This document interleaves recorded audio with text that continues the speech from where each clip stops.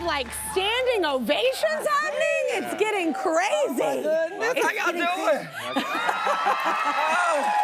So let's start with you. So you're from Arkansas, right? I am. So what was it like growing up in Arkansas? Oh, child, you know, you from the South too, aren't you? I'm from Texas. You from Texas, you was next door? Yep. Okay, so you know how it was. It was hard, it was hot. It's hot. It was humid. It can get judgy. Yeah, it can get judgy. Especially if you're in a small town. Yeah, but you know, I was a shy kid, so I was very to myself, and you know, we had the bullies and all that stuff. But Yeah. I discovered People drag. don't believe me that I was shy too. Really? And so wait, now when you discovered drag, when you Yes. discovered that, did it kind of bring you out of your shell? Because when Oh. I discovered music, that's where my personality came in. Absolutely. Yeah. My mom saw me for the first time when I performed, and she was like, "Who is that? Where'd that come from?" But I didn't even know you could talk some of the times. How could you get there and do that? I love that though. Yeah. But speaking of growing up, so let's see Jim as a teen, because I love this photo. Yes. Yeah, let's see Get ready, this. get ready to swoon. There we go. I love we fade out my sister's face. That's no face. We didn't get the okay. Don't show her identity. We didn't get the okay. No, she's not sneaky. I was braces as well. Look at that, beautiful. So what were you like back then? Incredible, finally answered. Final answer. answer. Amazing.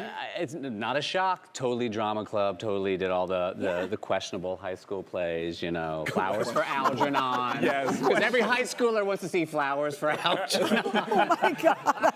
I was like the dad of Charlie, if you know Flowers for Algernon, and I grew up in North Carolina, and so my version of New York was like, the mom's name is Rose, like Rose.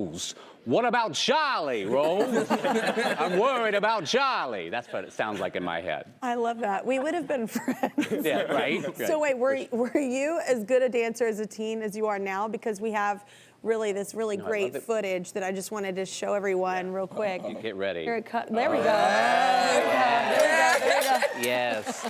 Yes. Now, you probably can't hear the music because you're like, what's he dancing to? I mean, are you dancing to Proud Mary? Or is there... No, just silence. I I love a good silent dance. No, that's actually to A Lot of Living to Do from Bye Bye Birdie. We're all shocked. We got it, right? Yeah. Yeah. It's floored everybody in the audience. I liked your shimmy.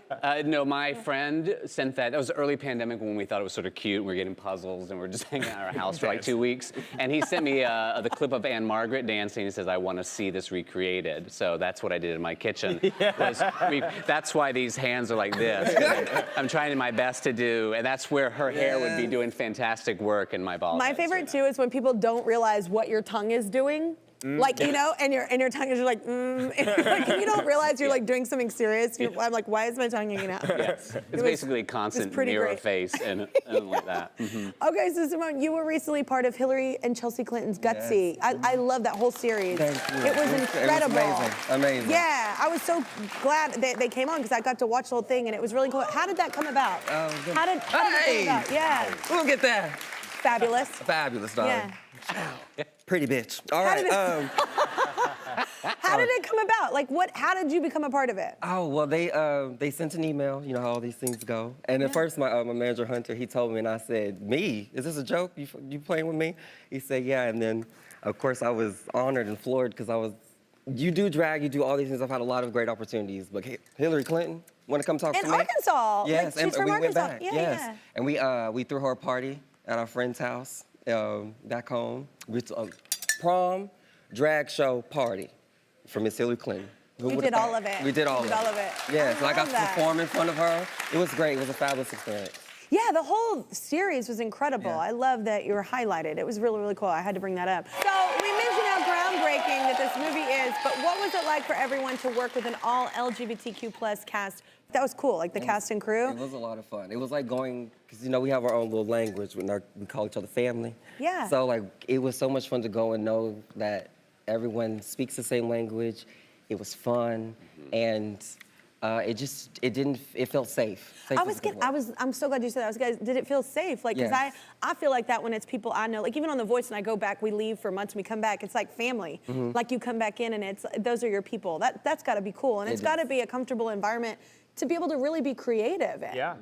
It also allowed all of us to make fun of each other. Yeah. You know, because Bros Once is again, love. Exactly. Bros is a comedy. You know, it's not like a super serious thing. We didn't want to walk on eggshells or be, you know, sanctimonious. Like, we want to be able to spoof each other as much as we're spoofing everyone else. Because Yeah. I think it's important that we laugh at ourselves and we laugh at everyone. And all of us being in the community allowed us to do that.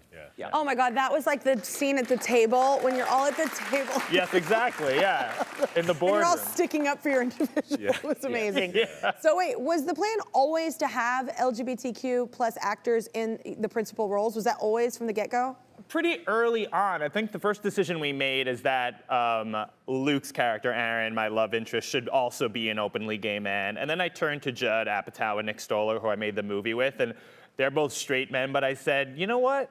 What if we're all openly LGBTQ in all the roles? Because I think that will just make the movie as funny as it is, and it is mainly a comedy, but it will add some meaning to it. Authenticity. You know? Authenticity was so important, and luckily everyone went along with it, and I think it's one of the most magical things. You're sitting in a movie theater and you're laughing, but then somewhere in the back of your head, you know we're all in the community and that we've never gotten this type of opportunity to just fill out the entire cast of a big studio comedy like this. Like, you know, we've had Bridesmaids and movies like that, but we're very rarely a part of them. You know, and we still relate to it and we love them and we laugh and we're moved, but it's nice to see ourselves up there. And I think it's great for straight people to get a real peek at our lives also. Yeah, I mean, we grew up watching straight couples fall in love, and we laughed with them and we cried with them, and maybe straight couples can watch a gay couple fall in love and laugh and cry with them too.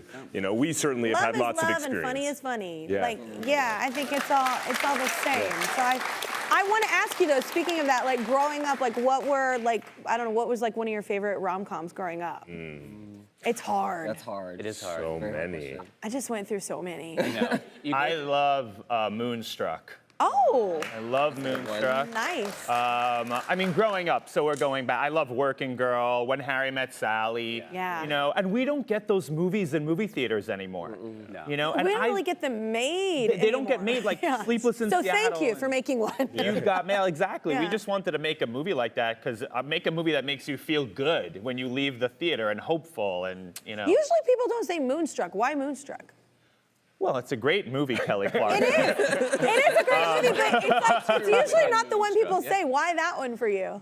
That was a huge movie when I was growing up, and I love Cher, gay. And I love Cher. She won straight. the Oscar. And Yeah. The Oscar. It's a great. Yeah. I also grew up in New York. It's a great New York movie. It makes Yeah. New York really magical. And That's why I love You've Got Mail. yeah, I love You've Got Mail. I was too. like, oh, I should definitely move there and start a children's bookstore. And like, we I was actually, we just had our New York premiere of Bros in the movie theater where I remember seeing You've Got Mail the day it opened. Oh, wow. And we actually very specifically talk about You've Got Mail in Bros in a funny Yeah. way, and that was very magical. that's my favorite one. I think that sticks out. What I about you? loved Pretty Woman. Oh, Yeah. it's like that, I love Pretty Woman. There you go. There you go. that one was Richard always, Gere. that one was always tricky they're not for gonna me. clap for that. I It was- is it was tricky. always tricky for me. I was like, Still. oh my gosh, or wait, I know.